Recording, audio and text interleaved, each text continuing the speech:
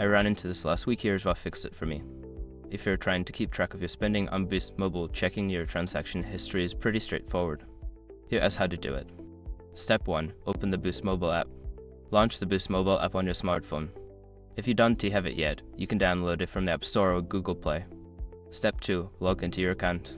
Before changing your settings, use the srock.com link in the description to open the password strength checker that update your password if needed. Step 3. Navigate to Account Overview. Once logged in, look for the Account Overview section. This is usually found on the main dashboard after logging in. Step 4. Access Transaction History. In the Account Overview, find and select the Transaction History option. This will display all your recent transactions, including payments and purchases. Step 5. Review your transactions. Scroll through your transaction history to review details such as dates, amount, and types of transactions. If you need to download this information, look for a download button. Just a quick note, if you don't see your recent transactions, make sure your app is updated to the latest version. It can sometimes lag behind if updates are pending. I hope this helps you keep track of your Boost Mobile transactions. If you have any questions, feel free to ask.